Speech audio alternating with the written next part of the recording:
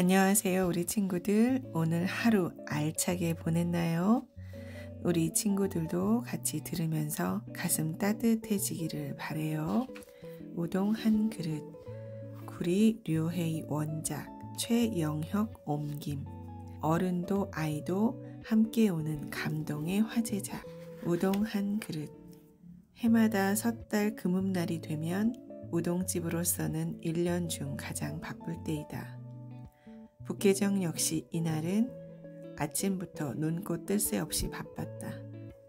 보통 때는 밤 12시쯤 되어도 거리가 번잡한데 이날만큼은 밤이 깊어질수록 집으로 돌아가는 사람들의 발걸음도 빨라지고 10시가 넘자 북혜정의 손님도 뜸해졌다.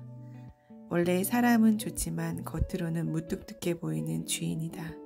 그러다 보니 그의 아내는 단골 손님에게 주인보다 더 인기가 좋다. 그녀는 분주했던 그날의 답례로 임시 종업원에게 특별 상여금과 선물 꾸러미를 주어서 그들을 막 돌려보낸 참이었다.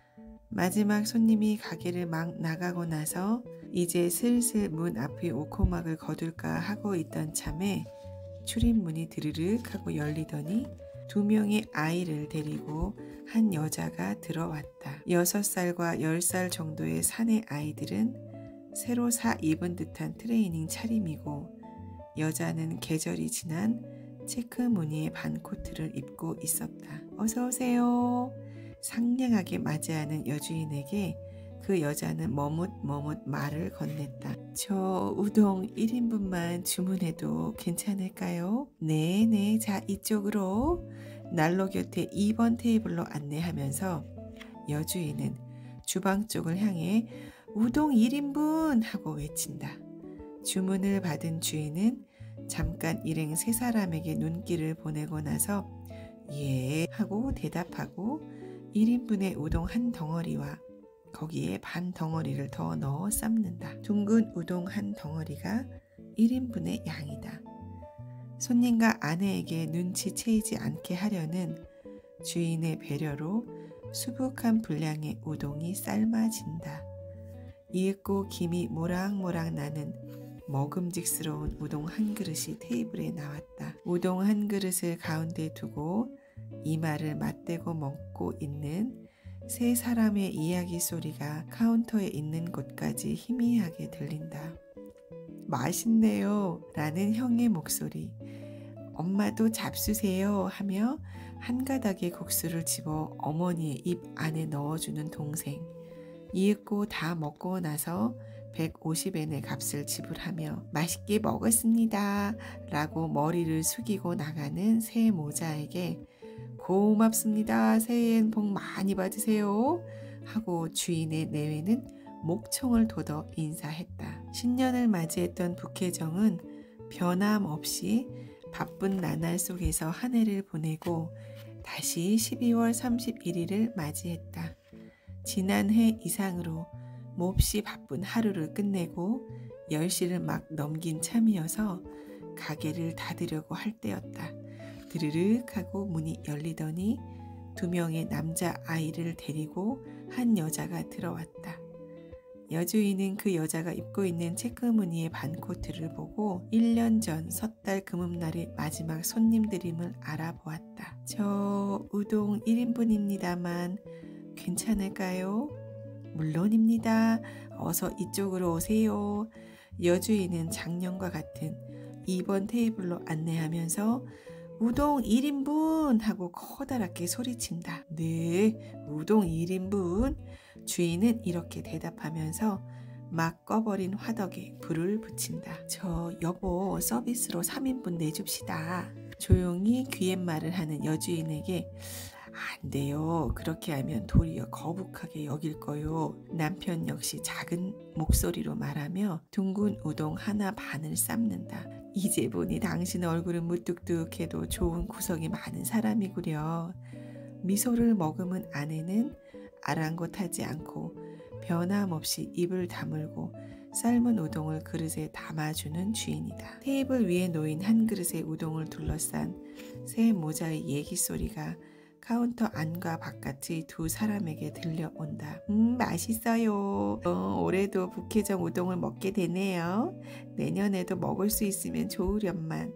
다 먹고 나서 150엔을 지불하고 나가는 세 사람의 뒷모습에 주인 내외는 고맙습니다. 새해 복 많이 받으세요. 그날도 수십 번 되풀이했던 인사말로 전송한다. 그 다음에 섣달 금음날 밤은 여느 해보다 더욱 장사가 번성하는 중에 맞게 되었다. 북해정의 주인 내외는 두 사람 모두 먼저 입을 열지는 않았지만 9시 반이 지날 무렵부터 안절부절 어쩔 줄을 모른다. 10시를 넘긴 참이어서 종업원을 귀가시킨 주인 내외는 벽에 붙어있는 메뉴표를 차례차례 뒤집었다.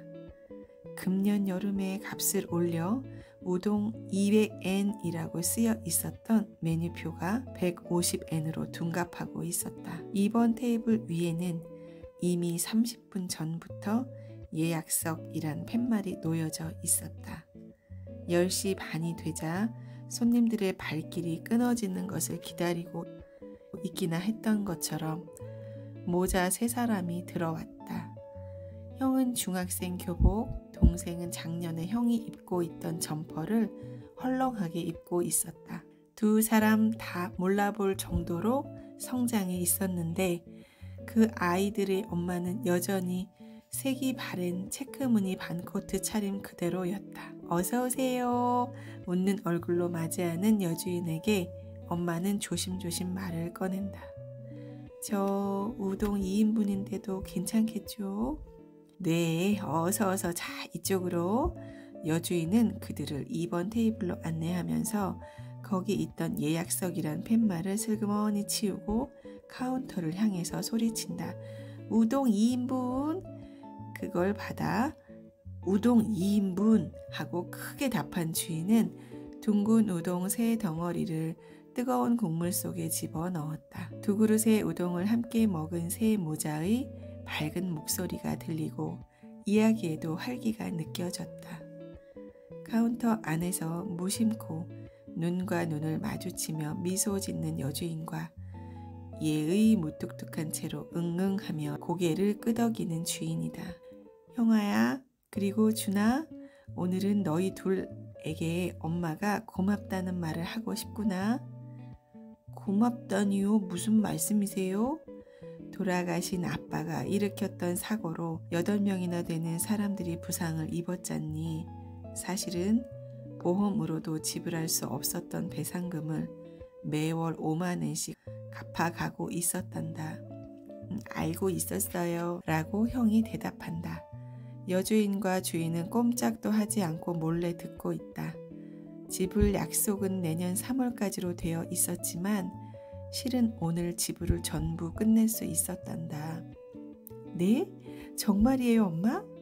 그래, 정말이고 말고 형아는 신문 배달을 열심히 해주었고 준이 장보기와 저녁 준비를 매일 해준 덕분에 엄마는 안심하고 일할 수 있었던 거란다. 그래서 열심히 일한 덕택에 회사에서 특별수당을 받았단다. 그것으로 지불을 모두 끝마칠 수 있었던 거야. 엄마, 형, 잘 됐어요. 하지만 앞으로도 저녁 식사 준비는 내가 할 거예요. 나도 신문 배달 계속 할래요. 형은 잠깐 머뭇거리다가 다시 말을 이었다. 준이하고 나 사실은 엄마한테 숨기고 있는 것이 있어요. 그것은요, 11월 첫째 일요일 학교로부터 준이의 수업 참관을 하라는 편지가 왔었어요. 그때 준은 이미 선생님으로부터 편지를 받아놓고 있었지요. 준이 쓴 장문이 북해도의 대표로 전국 콩쿠르에 출품하게 되어서 수업 참관일에 이 장문을 준이 낭독하게 되었다는 거였어요. 선생님이 보내주신 편지를 엄마에게 보여드리면 무리를 해서라도 회사를 쉬실 것 같아 준이 그걸 감췄던 거예요. 그 얘기를 준의 친구들한테서 듣고 내가 참관일에 갔었던 거죠. 그랬구나. 그래서 선생님께서 너는 장래 어떤 사람이 되고 싶은가 라는 제목으로 전원에게 장문을 쓰게 하셨는데 주는 우동 한 그릇이라는 제목으로 써서 냈대요. 지금부터 그 장문 내용을 읽어 드릴게요. 우동 한 그릇이라는 제목만 듣고 북해정에서의 일이라는 걸 알았기 때문에 사실 마음속으로는 준 녀석 무슨 그런 부끄러운 얘기를 썼지 하고 생각했었죠. 장문은 아빠가 교통사고로 돌아가셔서 많은 빚을 남겼다는 것, 엄마가 아침 일찍부터 밤 늦게까지 일을 하고 계시다는 것, 내가 조간 석간신문을 배달하고 있다는 것 등이 전부 쓰여 있었어요. 그러고는 12월 31일 밤 셋이서 먹은 한 그릇의 우동이 그렇게 맛있었다는 것, 셋이서 한 그릇밖에 시키지 못했는데도 우동집 아저씨와 아주머니는 고맙습니다. 새해엔 복 많이 받으세요. 라고 큰 소리로 말해 주신 일, 그 목소리는 지지 말아라, 힘내, 살아갈 수 있어 라고 말하는 것 같은 기분이 들었다고요. 그래서 주는 어른이 되면 손님에게 힘내라, 행복해라 라는 속마음을 감추고 고맙습니다 라고 말할 수 있는 일본 제1의 우동집 주인이 되는 것이 꿈이라고 커다란 목소리로 읽었어요. 카운터 안쪽에서 귀를 기울이고 있을 주인 내외의 모습이 보이지 않는다. 카운터 깊숙이 웅크린 두 사람은 한 장의 수건 끝을 서로 잡아당기면서 붙잡고 참을 수 없이 흘러나오는 눈물을 연신 닦고 있었다. 장문을 다 읽고 나자 선생님이 준의 형이 어머니를 대신해서 와 주었으니 인사라도 하는 게 어떠냐고 해서. 그래서 형아는 어떻게 했지? 갑자기 요청을 받았기 때문에 처음에는 말이 잘 안 나왔지만 여러분 항상 준과 사이좋게 지내줘서 고맙습니다. 동생은 매일 저녁 여러분에게 폐를 끼치고 있다고 생각합니다.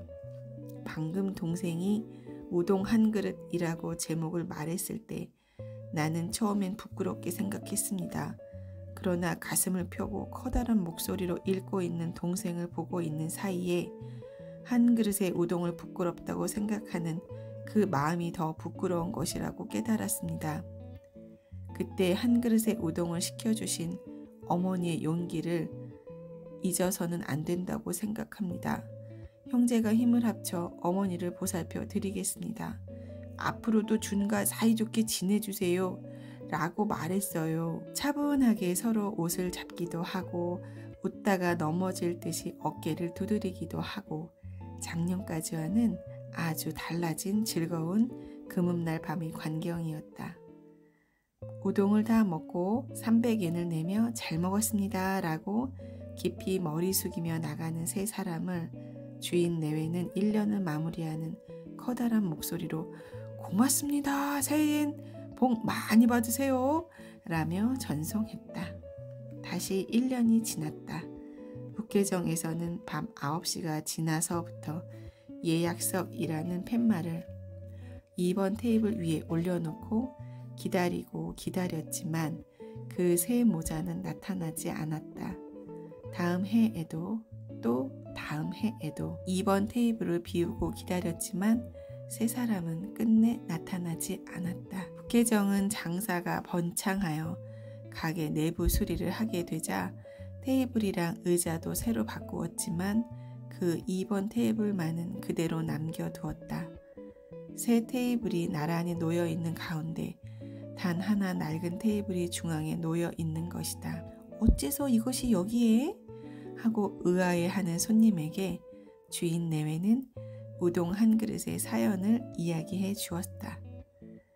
어느 날인가 그 세 사람의 손님이 와줄지도 모릅니다. 그때 이 테이블로 맞이하고 싶습니다. 그 이야기는 행복의 테이블로 이 손님에게서 저 손님에게로 전해졌다. 일부러 멀리에서 찾아와 우동을 먹고 가는 여학생이 있는가 하면 그 테이블이 빌 때까지 기다렸다가 주문을 하는 젊은 커플도 있어 상당한 인기를 불러 일으켰다. 그러고 나서 또 몇 년의 세월이 흐른 어느 해 섣달 금음의 일이다. 북계정에는 같은 거리에 있는 상점들로 구성된 상조의 회원이며 가족처럼 사귀고 있는 이웃들이 각자의 가게를 닫고 모여들고 있었다. 북계정에서 섣달 금음의 풍습인 해 넘기기 우동을 먹은 후 제아의 종소리를 들으면서 동료들과 그 가족이 모여 가까운 신사에서 그 해의 첫 참배를 가는 것이 몇 년 전부터 관례가 되어 있었다. 그날 밤도 9시 반이 지나 생선가게 부부가 생선회를 가득 담은 큰 접시를 양손에 들고 들어온 것이 신호라도 되는 것처럼 평상시의 동료 30여 명이 술이랑 안주를 손에 들고 차례차례 모여들어 가게 안의 분위기는 들떠 있었다. 2번 테이블의 유래를 그들도 알고 있다. 말은 하지 않아도 아마 금년에도 빈 채로 신년을 맞이할 것이라고 생각했지만 섣달 금음날 10시 예약석만은 비워둔 채 비좁은 자리에 전원이 조금씩 몸을 좁혀 앉아 늦게 오는 동료를 맞이했다. 우동을 먹는 사람, 술을 마시는 사람, 서로 가져온 요리에 손을 뻗는 사람, 카운터 안에 들어가 돕고 있는 사람, 냉장고를 열고 뭔가 꺼내고 있는 사람 등등으로 떠들썩했다. 10시 반이 되자 바겐세일 이야기, 해수욕장에서의 에피소드, 손자가 태어난 이야기 등 번잡함이 절정에 달했다. 그때 입구의 문이 드르륵 하고 열렸다. 몇 사람인가의 시선이 입구로 향하며 동시에 그들은 입을 다물었다. 오버코트를 손에 든 정장 수트 차림의 두 청년이 들어왔다. 다시 얘기가 이어지고 시끄러워졌다. 여주인이 죄송하다는 듯한 얼굴로 공교롭게 10,000원이어서 라며 거절하려고 했을 때 화복, 일본 옷 차림의 부인이 들어와서 깊이 머리를 숙이며 두 청년 사이에 섰다. 가게 안에 있는 모두가 침을 삼키며 귀를 기울인다. 화복을 입은 부인이 조용히 말했다. 저 우동 3인분입니다만 괜찮겠죠? 그 말을 들은 여주인의 얼굴색이 변했다. 10수년의 세월을 순식간에 밀어젖히고 그날의 젊은 엄마와 어린 두 아들의 모습이 눈앞의 세 사람과 겹쳐진다. 카운터 안에서 눈을 크게 뜨고 바라보고 있는 주인과 방금 들어온 세 사람을 번갈아 가리키면서 저 여보! 하고 당황해하고 있는 여주인을 향하여 청년 중 한 명이 말했다. 우리는 14년 전 섣달 금음날 밤 모자 셋이서 1인분의 우동을 주문했던 사람입니다. 그때의 한 그릇의 우동에 용기를 얻어 세 사람이 손을 맞잡고 열심히 살아갈 수 있었습니다. 그 후 우리는 외가가 있는 시가현으로 이사했습니다. 저는 금년에 의사 국가시험에 합격하여 교오토 대학 병원에서 소아과 병아리 의사로 근무하고 있습니다만 내년 4월부터 삿포로 종합병원에서 근무하게 되었습니다. 그 병원에 인사도 하고 아버님 묘에도 들를 겸해서 왔습니다. 그리고 우동집 주인은 되지 않았습니다만 교토의 은행에 다니는 동생과 상의해서 지금까지 인생 가운데서 최고로 사치스러운 일을 계획했습니다. 그것은 섣달 금음날 어머니와 셋이서 삿포로의 북해정을 찾아와 3인분의 우동을 시키는 것이었습니다. 고개를 끄덕이면서 듣고 있던 여주인과 주인의 눈에서 왈칵 눈물이 넘쳐 흘렀다. 입구에서 가까운 테이블에 진을 치고 있던 야채가게 주인이 우동을 입에 머금은 채 있다가 그대로 꿀꺽하고 삼키며 일어나 여봐요, 주인 아줌마 뭐하고 있어요. 10년간 이날을 위해 준비해놓고 기다리고 기다린 섣달 금음날 10시 예약석이잖아요. 어서 안내해요, 안내를. 야채가게 주인의 말에 번뜩 정신을 차린 여주인은 잘 오셨어요. 자, 어서요. 여보, 이번 테이블에 우동 3인분. 무뚝뚝한 얼굴을 눈물로 적신 주인, 네, 우동 3인분 하고 목이 메었다. 예기치 않은 환성과 박수가 터지는 가게 밖에서는 조금 전까지 흩날리던 눈발도 그치고 갓 내린 눈에 반사되어 창문의 빛에 비친 북해정이라고 쓰인 오코막이 한 발 앞서 부러제치는 정월의 바람에 휘날리고 있었다.